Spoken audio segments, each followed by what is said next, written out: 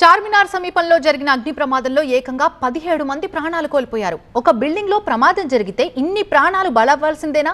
బయటకొచ్చే సరైన మార్గం లేకే వారంతా ప్రాణాలు కోల్పోయారంటే అవునని అంటున్నాయి అక్కడి పరిస్థితులు.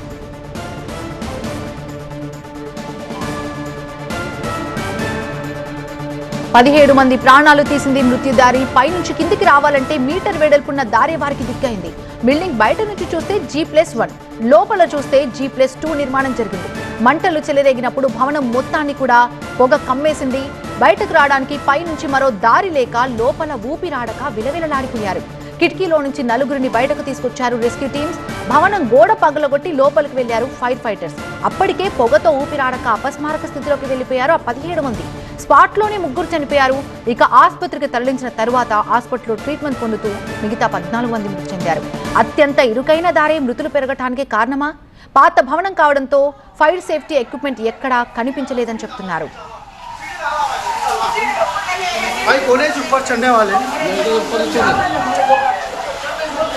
చార్మినార్ కి దగ్గర గుల్జార్ హౌస్ కి సమీపంలో ఉన్న భవనంలో ఈ ప్రమాదం జరిగింది.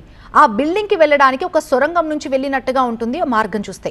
G+2 బిల్డింగ్ లో పైకి ఎక్కడానికి మెట్లు చాలా ఇరుకుగా ఉంటాయి. పోలీస్ అధికారులు సైతం ఎలా వెళ్తున్నారో మనం చూస్తున్నాం. ఈ బిల్డింగ్ పై నుంచి గమనిస్తే కూడా మెట్లు అత్యంత చాలా ఇరుకుగా ఉన్నట్టు మనకు చాలా క్లియర్ గా కనిపిస్తోంది. ప్రమాద సమయంలో బాధితులను రక్షించడం రెస్క్యూ టీమ్ కైతే ఇది ఒక ఛాలెంజింగ్ గా మారిందనే చెప్పాలి. బయటకు చూస్తే నిర్మాణం G+1, కానీ లోపల ఉన్నది మాత్రం G+2.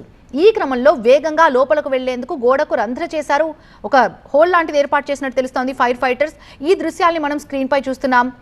ఉదయం 8:30 సమయంలో రెస్క్యూ జరుగుతున్నప్పుడు ఆ మెట్ల మార్గం ఎంత ఇరుకుగా ఉందో వివరించే ప్రయత్నం చేశారు మా స్పెషల్ కరెస్పాండెంట్ నూర్.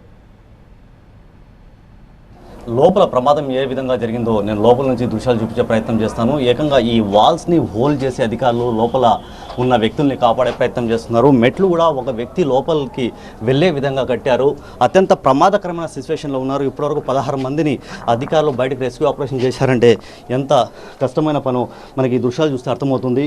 ఒక వ్యక్తి లోపల వెళ్ళే విధంగా ఈ మెట్లు కూడా తయారు చేశారు. 4 కుటుంబాలు లోపల ఉంటున్నాయి. వాళ్ళకి రెస్క్యూ ఆపరేషన్ చేయడమే ఇప్పుడు అధికారులకి చాలా పెద్ద సమస్యగా మారింది. మిద్ది పై నుంచి కూడా రెస్క్యూ ఆపరేషన్ నడుస్తుంది. లోపల వాటర్ పంపించడానికి ఏకంగా ఈ వాల్స్ని హోల్డ్ చేస్తున్న పరిస్థితి.